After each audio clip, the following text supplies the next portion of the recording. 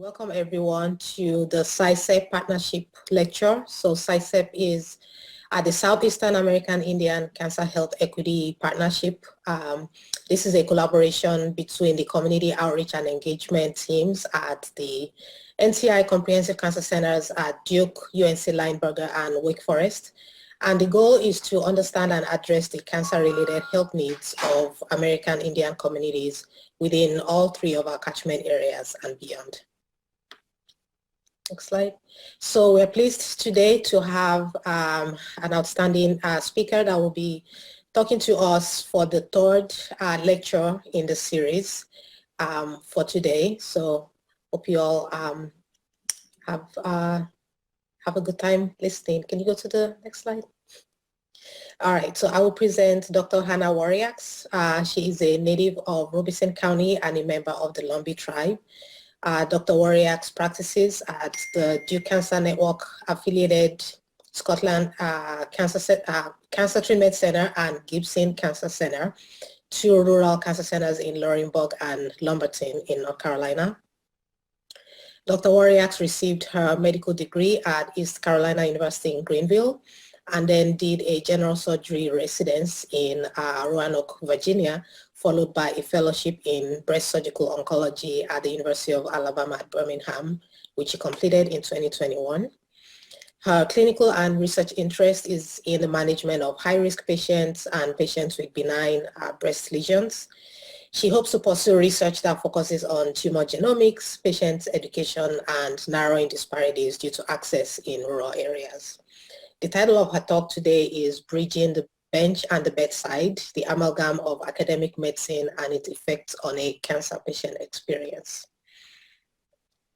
So here is showing a snapshot of the poll everywhere, one of the questions. So just to give you all a heads up of what this will look like, as Tim said, instructions on how to access this and get ready to respond. Hannah has a few questions interspersed during her presentation. So either go to the app or text to respond to these questions. So just the usual disclosures. This activity, this presentation was planned and developed with the course directors in association with the UNC Office of Continuing Professional Development. The Greensboro Area Health Education Center is the provider of the Nursing Continuing Professional Development and the CNE. Hannah has no financial disclosures. And we hope that after this presentation that you'll have some knowledge about, how to bridge the bench and the bedside. We're trying to think across the whole translational spectrum to benefit cancer patients in our catchment areas. And here's an example of a response, which team will upload, will show up on the slide in real time. So this is a very interactive way to get feedback from you all. And also at any point, please send us questions that we can address at the end of the presentation.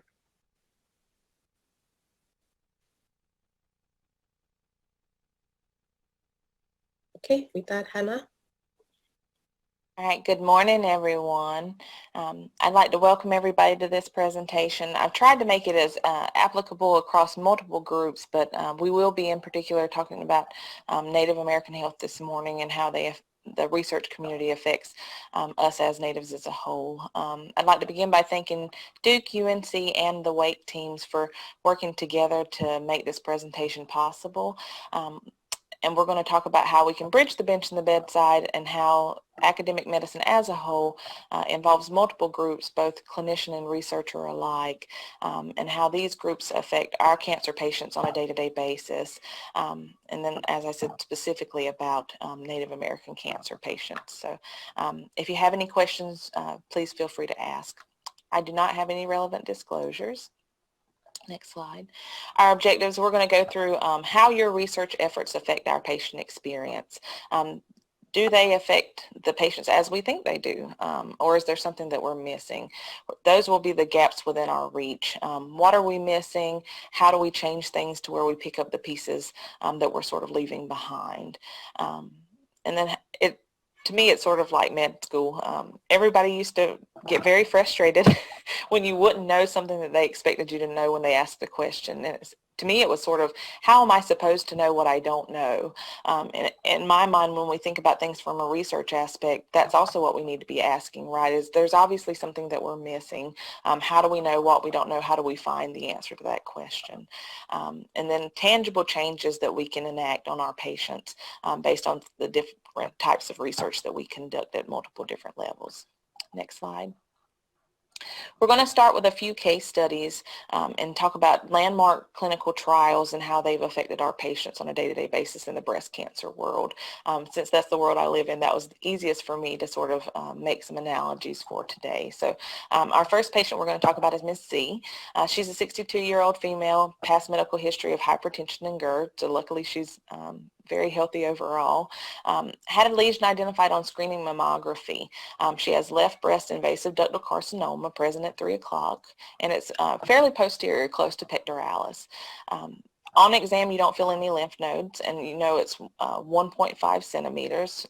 So what do you want to do with her? Here are her tumor markers. She's ER positive, PR positive, HER2 negative, and Ki-67 70%. Now, to most of you, I know that this may mean not a whole lot, but hopefully when I draw the analogy with the research that we've used to change her care, it'll make a little bit more sense.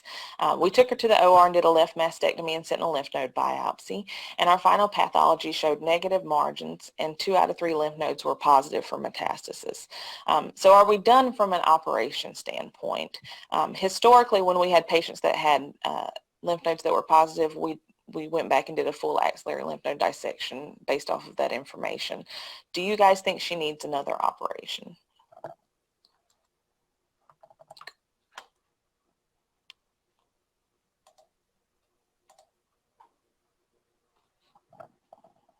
Excellent. So we'll go ahead and move on. I like that not enough information answer.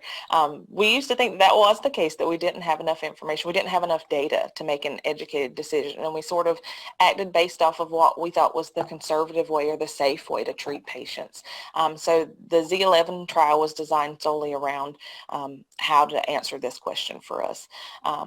The methods that they used were, it was a multi-center phase 3 randomized controlled trial. They enrolled patients from 1999 to December of 2004, and it was a non-inferiority trial. They wanted to see whether sentinel lymph node biopsy alone was enough, and we didn't need to do further axillary lymph node dissection, and patients were randomized based on that decision.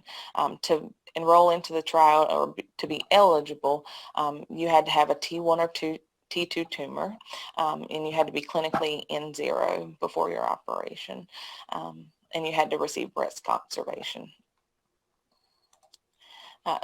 You can go to the next slide. So when we looked at the results, we actually found that it was not inferior. So there was no difference in overall survival. There was no difference in disease-free survival.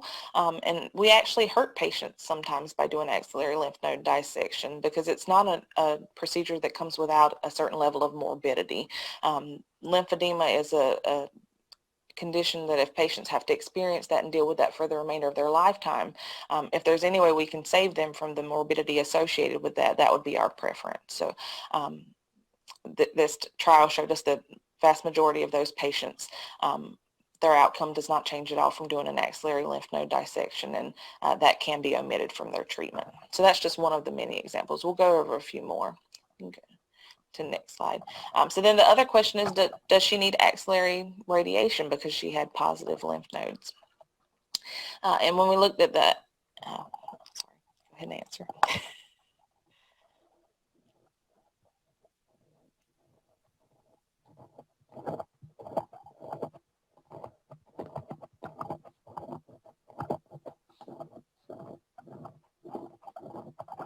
Okay. So most of you think that she does need axillary radiation.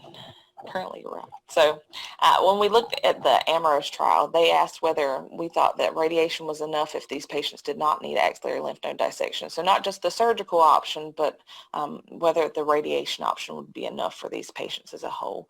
And they were similarly randomized as the 11. So you can go to the next slide. So the results for these patients was that, again, there was no difference in disease-free survival or overall survival between each groups. There were higher rates still of lymphedema in the axillary lymph node dissection group. So this changed the way we treated patients overall. Not only did Z11 affect us from a surgical standpoint, but also amorose from the radiation standpoint. Did we radiate those patients instead of giving them another operation and potentially causing them more morbidity that they did not need? We'll go to the next slide. Let's talk about our second patient, Miss T. So back in 2015, Miss T was a 58-year-old female with a self-palpated right breast mass.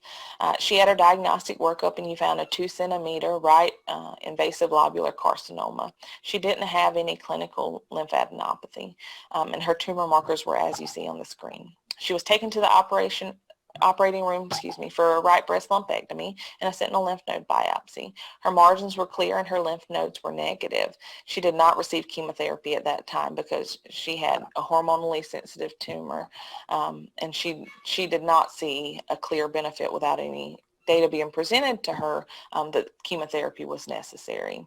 So fast forward 6 years, she's seen in the emergency department and presents with about 6 months of excruciating left hip pain and lower back pain. On imaging there, she was found to have a pathologic left hip fracture and a lesion at T10. Biopsy proved that both of these were sites of metastasis. Should she have gotten chemotherapy initially? If you'll go to the next slide, I'd like to see what you guys' opinion is about that.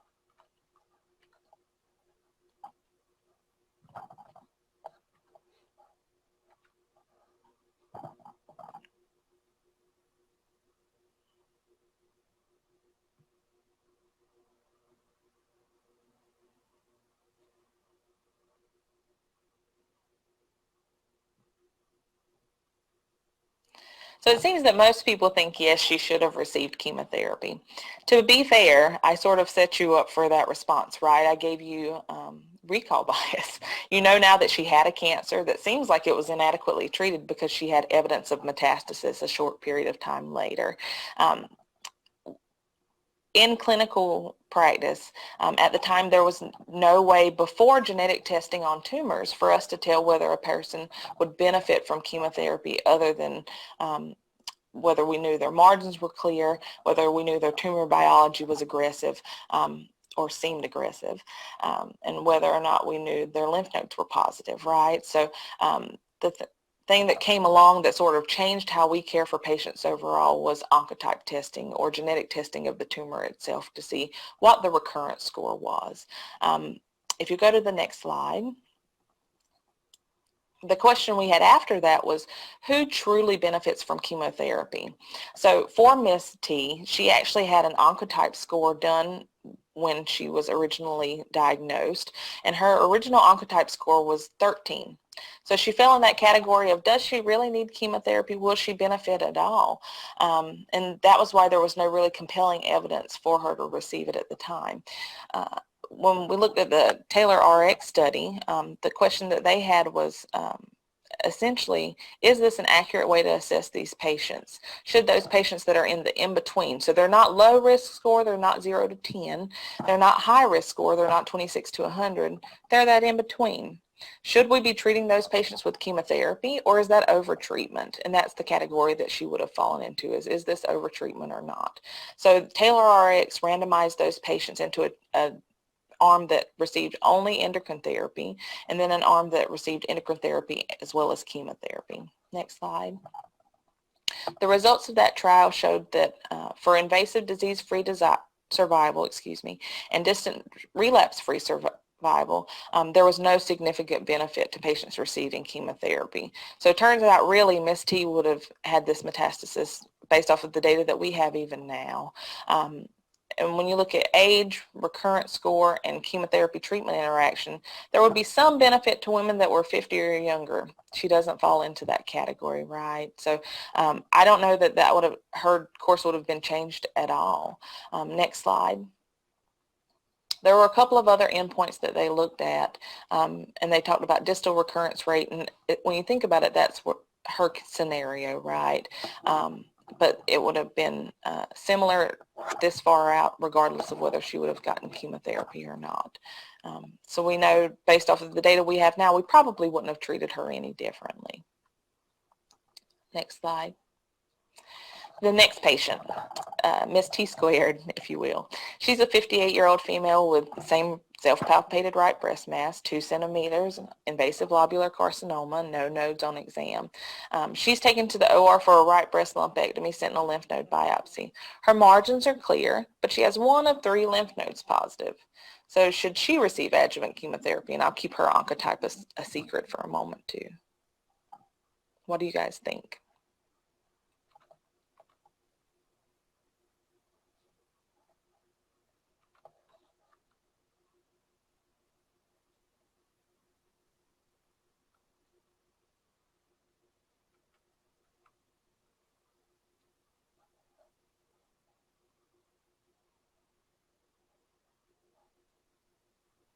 Okay, so sort of split, not enough information, exactly. That's always where we find ourselves, right? It's with not enough information, always asking questions.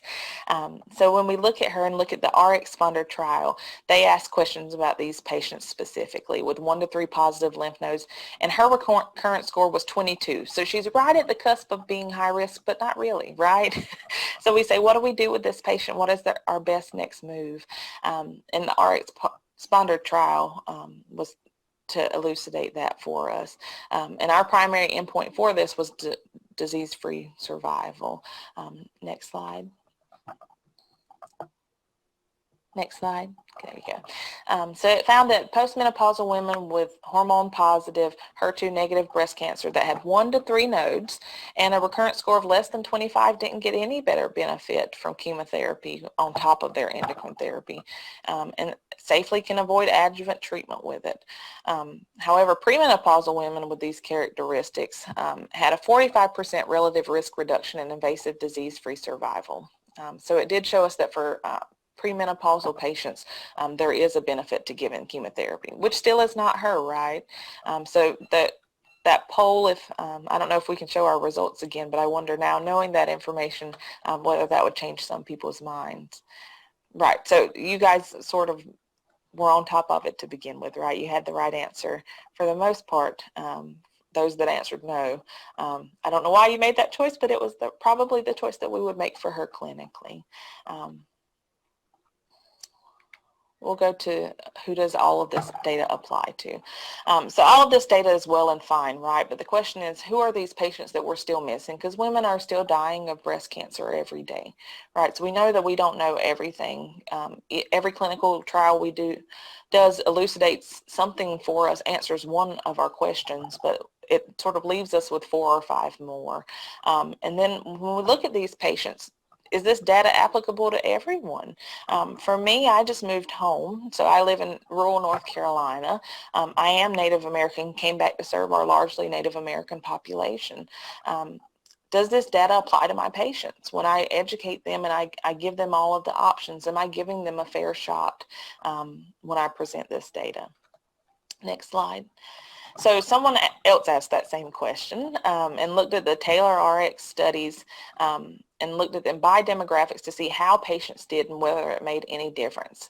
I hope that you guys can see these slides. I recognize that they're small, but I wanted to point something out that I think is pretty obvious regardless of what sort of detail you can see.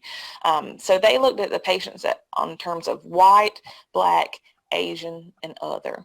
And the black patients are the patients that were purple on the graph. And you don't have to be able to see clearly to see well that the lowest point on every graph are the black patients, right? So even though we have as much data as we do from these clinical trials, we are still missing something in the black population. Even though we're doing this genetic testing that we think should be the end-all be-all, we are still missing something in our black patients. And then the question goes, well, white, black, Asian is not all of the makeup of America, right? And for me specifically, most of my patients don't fall into any of those categories. So that other or unknown, if you see it, and I don't know if you can tell this from your screens, but it's the top line on all of these graphs. So for invasive disease-free survival, relapse-free interval, distance relapse-free interval, and overall survival, these patients are supposed to be the ones that do well or do best when they have these diagnoses and are treated appropriately. I know anecdotally that has not historically been the case here where I live and work now. And if you say, oh, well, maybe when I look at these, everything is sort of overshadowed because these were the in-betweens, right? Maybe someone just made a poor decision. These people had the score of 11 to 25. They weren't high or low risk. Unfortunately, that's not the case. If you go to the next slide,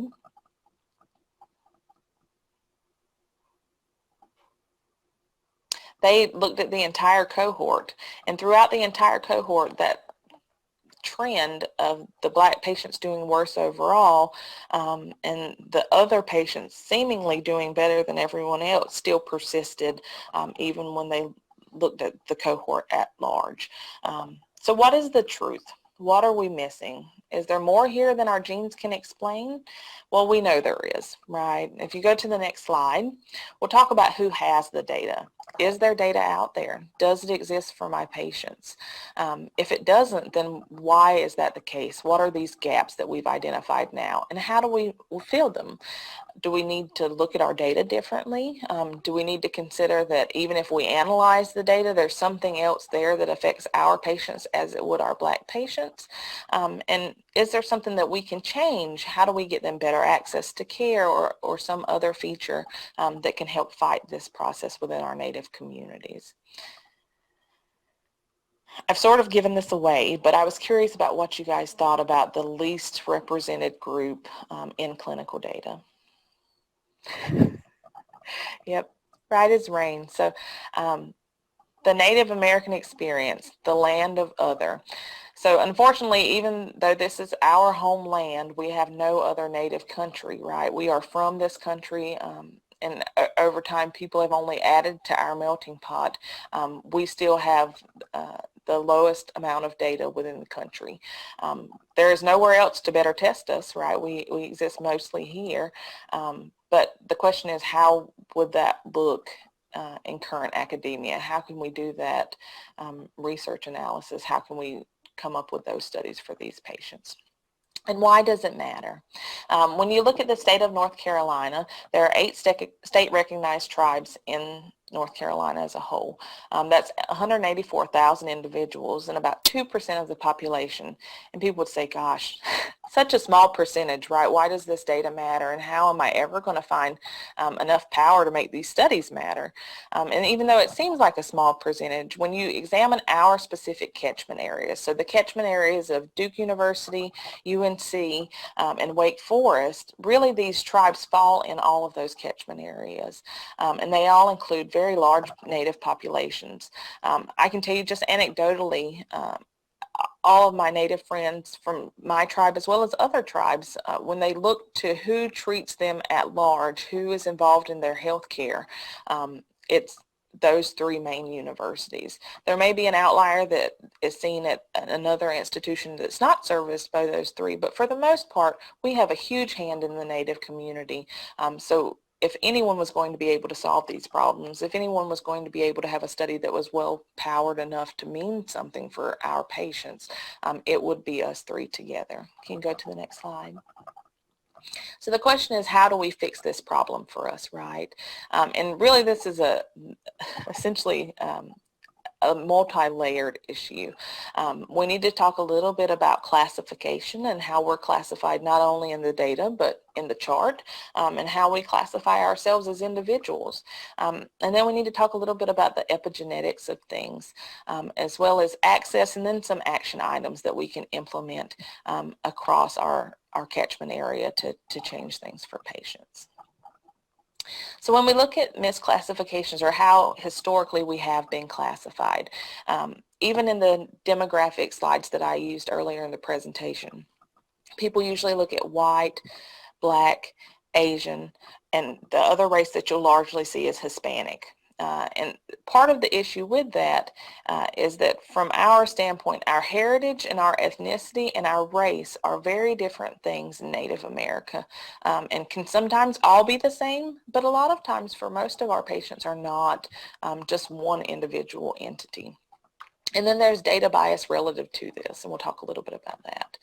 If you go to the next slide, this brings up an interesting topic of pure nativity, right? So who is truly native?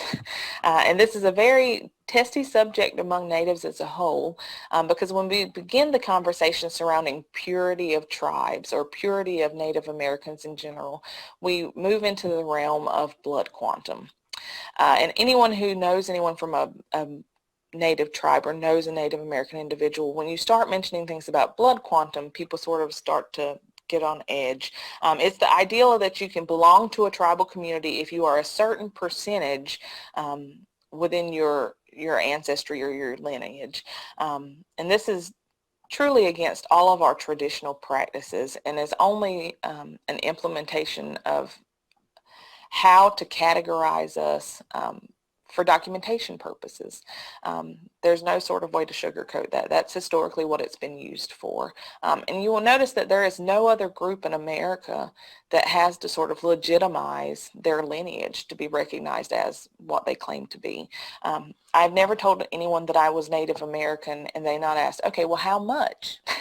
What part of you is Native American? And my response is always, well, all of me. That's what I identify as. And when we start looking at people's lineages and asking for them to tease out, well, how much of them has been intermixed with a different race, that's how patients are turned off from being involved in this part of research, because when I identify myself as Native American, I don't expect to have any questions back, right? I don't want someone to question who I am as an individual, how I identify myself. And you'll notice that if someone tells you that they're Black or they're Hispanic, usually that question's not a response, right? You don't say, well, how much of you is Black or how much of you is Hispanic? You just trust people to tell you that what they identify as is their race that they want documented on their chart. And that's usually what Native Americans want also.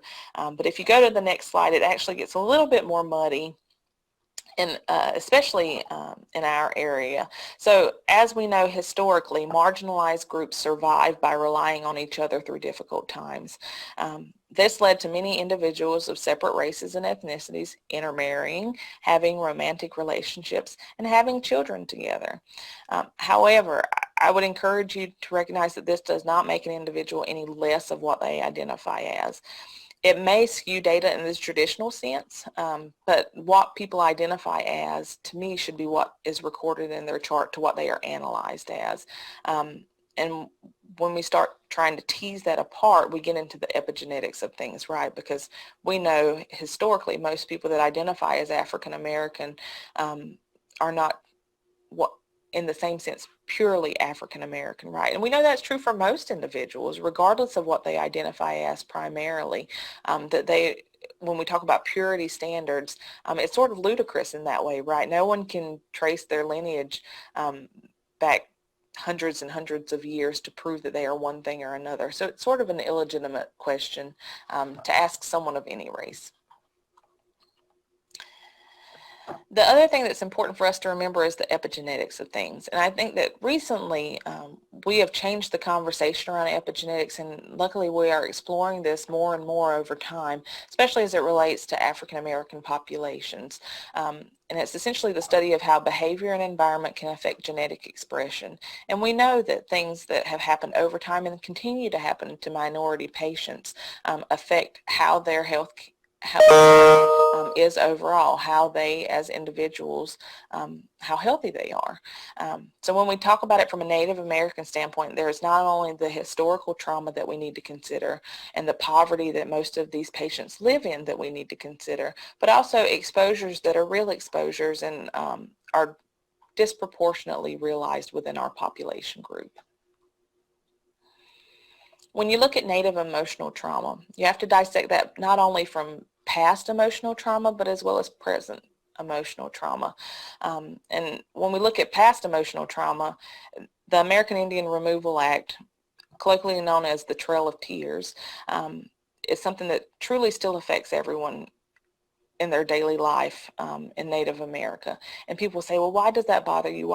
Every time I write my last name, I have to think about the Trail of Tears. And people sort of laugh about that, but I'm reminded multiple times a day, because every time I write my last name is a made-up last name. You can't find it on any of the documentation from centuries ago, because on the Trail of Tears, my ancestors ran away and made up a last name instead of being moved out to Oklahoma. So that's a very small piece of my ancestry, but that has persisted into how I identify myself today, right? So even though it happened hundreds of years ago, I still live with the effects of that daily. And when we think about things like that, there's also the genocide that came along with that. And this applies more so to Western Native tribes and individuals, but it still is not insignificant, and is something that we should think about relative to our patients here in North Carolina. There's also the issue of government testing. What's interesting is I put this under past, and I should have put it under past and present. I can tell you just anecdotally from where we live, in the 70s there were large studies done on Native patients, and they came and did several different measurements of our heads and our bodies in different parts, and then took individuals that the researchers considered low risk. So, for example, people that at the time were considered mentally retarded or things of that nature, and sterilized them. So I have several family members, distant family members, who were a part of those experiments, and those were as recent as the 70s. So this was not multiple generations ago, hundreds of years ago for our patients, and we still live with the emotional trauma from those experiments. And I have taken care of several patients who have talked to me about how traumatizing it was to them to grow up and never be able to have a child because of something that their mother or father enrolled them in as a child that they thought was for their benefit. So our patients still live with the effects of that even today. When we talk about present emotional trauma, this is something that I like to spend a decent amount of time on, because I think people don't think about this because it's not well publicized. But I was speaking to someone earlier in the year, and we were talking about how it was November and it was just a really hard month. And I just said, the entire month is just heavy for us around here. And part of that is it's the end of October, right? So Halloween has come, and I think that everyone has seen the costumes that make fun of our culture in one way or another. Either it's the Pocahontas costume. I've even seen male costumes recently that sort of poke fun at natives in general. And then there's Thanksgiving, right? So for our tribe, it's not something that we think about and identify with completely, but a lot of tribes in America are still traumatized by the events that occurred on what we would consider the first Thanksgiving. So how all of the schools across America that still make headdresses with feathers in them, and kids sit at tables dressed as pilgrims and Indians and have the first Thanksgiving meal, we all know that that is not what took place when the pilgrims first came. And we know the genocide that was associated with Eastern tribes and how they lived through that experience, and have to be reminded of it every November. The other thing is major league sports teams, right? So even the Kansas City Chiefs, this past week was very frustrating, right, and very difficult to watch. You want to just watch a simple football game, but they can't help but chant. And it's something that I think most natives have just grown to deal with and to expect, but that still doesn't make it something that we should have to endure. And then when you talk about the emotional trauma of living in poverty, we'll go over how poverty affects us as Native America, but it's not insignificant. And along with that comes the issues of substance abuse and interpersonal violence, and the generational trauma that comes from both of those issues. Next slide. So in regards to native poverty, I wanted to spend a little bit of time on this because unfortunately we are among the most impoverished group of Americans. It not only affects us emotionally but also from a resource standpoint. When considering Native America at large, federally recognized tribes live mostly on reservations. In North Carolina, there's only one federally recognized tribe that lives on a reservation, and that's the Cherokee in western North Carolina, and we do service them in part. These reservations can serve either as major tourist attractions that make large sums of money for the tribe itself. I think Foxwood Casinos is an excellent example of that. But there are also majority that are impoverished, and many have no running water, no electricity, and a lot of those are in Western America, but that's also the state of some of our tribal lands here in North Carolina. Robinson and Scotland counties, the two that I primarily serve, are among the poorest in the state, and patients will come to you and want to take the best care of themselves and want to do everything that you ask them to do, and they just cannot afford it. They do not have the means. So it's something that we have to keep in the forefront of our mind, and it's a research goal, right? Is how do we look at the access issues that people face due to poverty, that's not only applicable to Native American, but to all of our patients that are impoverished, and how can we rectify these issues with them in a meaningful way. Next slide. The other issue is exposure that we experience as Native Americans. So contamination by outside sources, our groundwaters, oil for lots of Western Native America, and what would have been for here if the pipeline had been approved, as well as pesticides. This was a huge farming community. Both sides of my family historically farmed, and majority of the county did. That was how we survived regardless of race. And the pesticides that were used in that specifically in the 70s have affected our patients in various different ways that I don't think have been fully examined, and that I think are excellent ways to study the epigenetics of our tumor biology and how exposures relative to this area have affected, different patients. There's also manufacturing facilities. We at one time were a huge industrial landmine. We had multiple different factories that were here. J.P. Stevens, tobacco factories. Reynolds was here for a very long time. So that a large number of our population, that was how they made their money. And they had lots of exposures during that time relative to the tobacco or to the textiles that also has never been investigated. And then the armed forces exposures.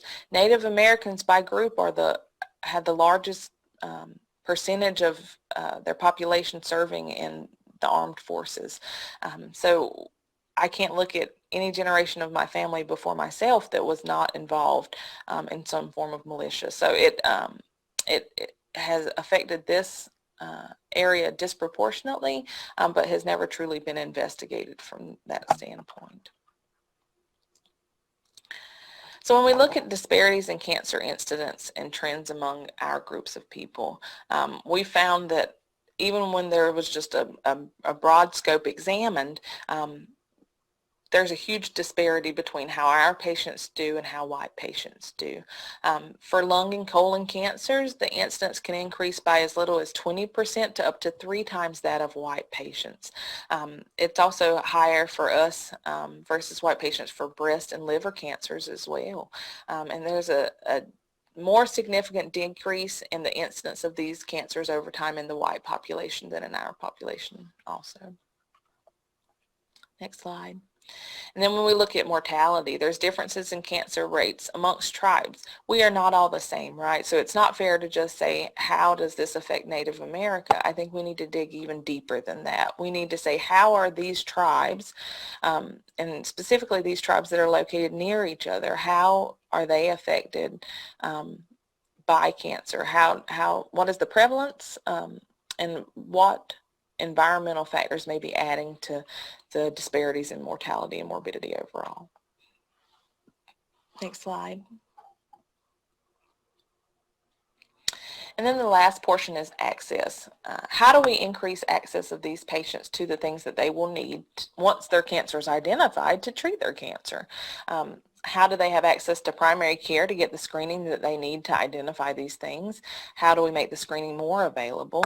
How can we affect their issues with transportation? I have several patients that I've seen in clinic, and they've sat in clinic for 3, 4, 5 hours after their appointment waiting on their ride to come pick them up because they only have one person that has to share the car between a family of 6 or 7. And then insurance costs, which I know is an issue for everyone regardless of race or where you live, but it is something we specifically see here in high disproportionate ways, I think. So when we look at barriers and supports for some of these patients, there are certain things that we have identified that would help these patients through their experience at all of the different levels. So a few of those are culturally competent providers. Now, I know that is a big ask, right? How do we educate people in an effective way to where they can understand something that has taken me a lifetime of living in this population and being from this population to understand? But I do think it is possible, and really it's just sensitivity training, right? I think that anyone who is different from us in general, we should make an effort to be more sensitive to all of the things that affect their life, not only from a healthcare standpoint, but from an overall well-being standpoint. The other thing that we have to approach is whether there's adequate healthcare infrastructure. Are the things in place that will be needed for us to execute excellent care to these patients? And then education. We have to find a way to get them correct treatment information and make sure that they understand exactly what's happening in their care, or patients will not follow up just because they don't understand the gravity of things. Next slide. So when it comes to being tangentially related as far as access and close to the things that you will need to care for yourself, a few of the issues that have come up in the data are access to a physical location where these patients can get treatment. There's no local cancer care, for quite a few of these patients where they live, and it's too far of a distance to travel. I know that the patient that sat in my office for 5 hours last week, she lives 5 minutes away, and I was truly tempted to be like, can I take you home? Because I know where she lives and I know it's close, and that's just one of the many examples of how even if it's only a distance of 5 miles, it still maybe too far for that person to travel. So how can we help them with that? And I know that from a Medicaid standpoint and from a government assistance standpoint, there are lots of things that are available, but there are still some barriers related to that we can take action on. Next slide. So some action items for us. How do we do this research? How do we conduct this in a meaningful way that it affects the patients positively that we're actively studying? How can we do this from a specimen standpoint, right? There are lots of genetic testing that we can do on specimens as long as patients release us to be able to do that. That's an easy way to start things and doesn't interfere with the patient on a personal level in any way while the study is being conducted. And then there's telemedicine. Telemedicine sounds wonderful, and it sounds like the way to optimize these things for patients, right? If we can't come to you physically, we can find a way to come to your home. That would be fantastic if the patients' homes had a way to make telemedicine possible, if they had access to reliable cable, reliable internet, reliable phones. The same thing is true for mobile screening. It's excellent to have that option available, but we have to make sure that it's to a place where the patient can actually access that screening, that they can get to where that mobile screening is housed. And the way to do that, I think, is through church-led events and networking. This part of the state is very religiously tied to each other. There is no other way to describe it. Even if you are not someone who truly believes in God or is religious in the sense of what most people define that as, you still know someone at a church. Most of your friend groups go to church, whether you go to church or not. So being able to access people through their church, I think is one of the keys to making this a long-lasting and reliable relationship. And then the part about connecting the cultures, making sure that we've identified everything that culturally people see as a barrier. And the way to do that is through focus groups and community-based initiatives to work through the tribes. We talked about how there are multiple different tribes within the state, and the easy way to access that information is through them. And they can sort of help elucidate how to facilitate things for us. Next slide. So we talked a little bit about accessing the specimens. There is data that shows that patients are willing to release those specimens to us for that analysis, as long as we identify that if we do any testing, we are not doing testing or genomic testing that it would influence them from a blood quantum standpoint, that is looking for anything other than genetic markers relative to the tumors. And I think that that's part of where the disconnect comes from for patients. Medical literacy here is extremely low. So when I mention people think genetics mean only one thing here. They don't realize that there can be genetics of your tumor that's different from your genetics. And that part sort of needs to be elucidated over time to these patients. But once they understand that, they're happy to sort of release all of their information or find out as much as they can about themselves, however possible. Next slide. So in terms of whether telemedicine would make a difference when we apply it here locally, part of the issue with telemedicine is that people have to be able to access it, right? It's one problem that we don't have enough broadband or Wi-Fi access for the county for Zoom or other internet-based ways of communication to be effective for telemedicine here. For those patients, most of them have access to a phone, whether it be a landline or to a cellular phone, and can be contacted in that way. But you have to realize when a patient's not physically present with you, it still is going to be difficult to communicate things over the phone. We know how difficult it is just in the time of COVID to have meetings over Zoom or not in person, and how different that was from 2 years ago when everything was in person, right? So the same is true when it comes to delivering healthcare, and we know that, and we've studied it, but we know that we need to educate people to try to close that disparity and make telemedicine a more meaningful and impactful way for us to treat and evaluate patients long term. Next slide. The American Indian Needs Assessment was a great study that was done a few years ago, and they published their data about what they identified that can be used to help Native populations currently have better access to health care. And it's really just the things that we have already mentioned: increasing cancer education within the community, increasing access to screening, as well as the care services afterwards.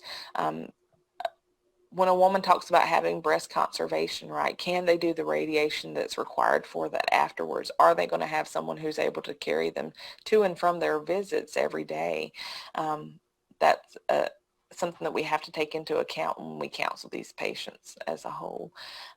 Decreasing tobacco use in the community. This was a huge tobacco community before the buyout in the 90s. My family serviced multiple tobacco farms, and thus was very involved with using tobacco, as it was just part of our cultural ways. So finding a way to target decreasing that use would make huge differences in part of our cancer care across the state. And then increasing our daily physical activity. Not too long ago, just one generation ago, people were very active physically because we had to survive. In the farming world, we did not have fancy equipment. You didn't ride in an air-conditioned combine. You got out in the field and you worked. And now things have been modernized and are very luxurious, and we don't have that same level of physical activity throughout the county. And we see it not just in cancer care, but in care for our patients overall. People are more obese here now, and there are multiple different ways that affects us as a group overall. Next slide. So this just talks a little bit about education. Sorry, previous slide. And how it can change outcomes. So they studied whether implementing workshops within the population to do educations that were honestly, some were as few as short, as a few hours, and then how that affected those patients long-term overall. And people were more willing to get screening afterwards. They were more willing to help their neighbors when it came to their cancer care because they understood the gravity of how it affected their lives. Most people didn't realize beforehand that cancer was something that could cause death. So things that we consider elementary, right? Things that should be obvious to patients, most of the times are not for some of these patients and some of these groups, especially our older individuals. So making sure that we implement education into how we do our research within the state can make a huge difference. And just to give a shout out to SASA, that is one of our main goals for our committee, is to come up with educational materials for the community that helps increase not only your access to cancer care, but understanding just at the elementary level how cancer screening can be useful in helping you live a longer life. And I would say that just in the time that I've been working here, I've noticed that when I hand those materials out, a light goes on for the patients, things that they didn't realize beforehand, that now they say, oh, I didn't realize that I could affect my health care in this way. So to summarize, at all levels, the research that we do affects our patients' medical care. We went through several studies at the beginning that showed how when we answer a question, for the most part, it changes the patient's life. But we know that there are gaps in that research experience that we can't necessarily explain by the numbers. We know there are patients that still need a little bit of extra. And how do we elucidate that? Is it through specimen collection? Is it through clinical studies? How do we get to that point? And I'd like to hear from you guys as a whole. If anyone would like to comment in the chat and have any ideas, that was really what this lecture was intended for, was to sort of get us thinking about how we can affect our patients on multiple different research levels. What do we need to do? How do we work together to implement change? Thank y'all very much for your time. I'll take any questions or comments that you may have. Thank you so much, Hannah. That was very enlightening and very, very comprehensive. Really appreciate that. Excellent. So do you mind if I answer some of these? Yes, please go ahead. So the specific resources for cultural sensitivity training, there are lots actually. And I think we should probably over time upload some of those to our SASEP page. But lots of the different tribes have essentially infographic pamphlets that go through and tell information about the tribe and sort of the history of the tribe, and having a way for you guys to be able to access that and just read a little bit about your patient before they come, and then understanding where they live. I think that for most natives in North Carolina, where you live affects your health care completely. A Native American that lives in Durham will probably get completely different health care from a Native American that lives in Maxton, North Carolina.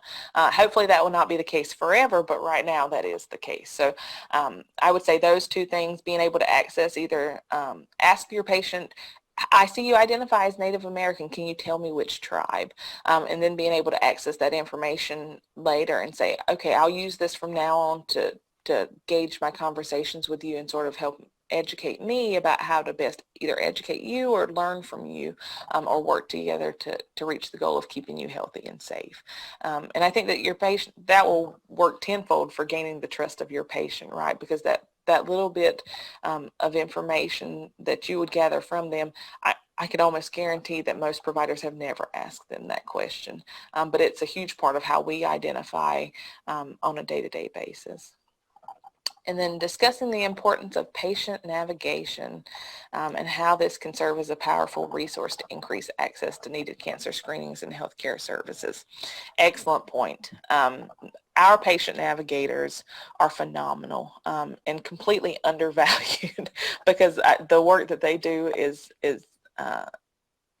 exponential in the treatment of our patients. They know the answer to all of the questions that I seem to stumble on. And I find myself in all of my meetings with my patients looking at my patient navigator and asking, is this something we can do? Do we have access to this? And unfortunately, a lot of the times the answer is no, but the person that always has the answer is the patient navigator. And I would tell you, I wish that we could hire people to do that and then they sort of just have that information from the time of hiring, but it's something that's learned over time. Our patient navigators are instrumental, but have to be trained and honestly just have to work in this area for a large period of time, but they are instrumental. And then how can they improve treatment adherence rates? They are probably, for most patients, the only reason that they do keep their treatment lines how they should be. I will give you a good example. We have 2 patient navigators that I use for breast care here locally, and both of them keep Excel files of their patients because there is no other way for them to keep track of people. There's no integrated tool into Epic, nothing else that they can use to sort of keep up with a patient from a longevity standpoint. And I will tell you that most patients 6, 7, 8 years after their diagnosis are on that spreadsheet and they're being managed appropriately because of their nurse navigator or their case management navigator. It's not from anything that we have done as providers other than ordering them the appropriate screening and follow-up. But when people get lost from that, it really does fall on the shoulders of the navigators.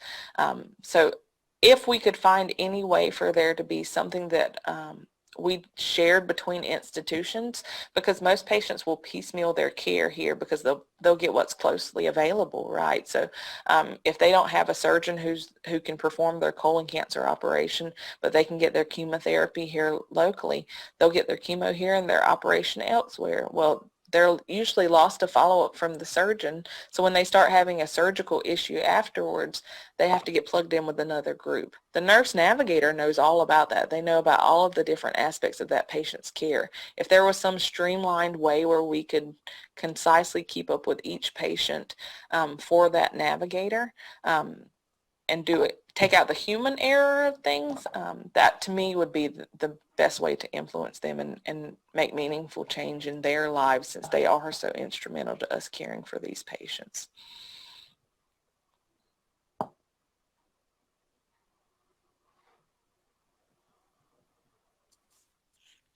Thank you so much, Hannah. And I hope everyone enjoyed the presentation and have a good rest of your day. If there are any questions about SciCep or interest in contacting Hannah to collaborate on research, please feel free to reach out and we will hope to continue to do the critically and urgently important work in the American Indian community. So thanks so much, Hannah. Thank you.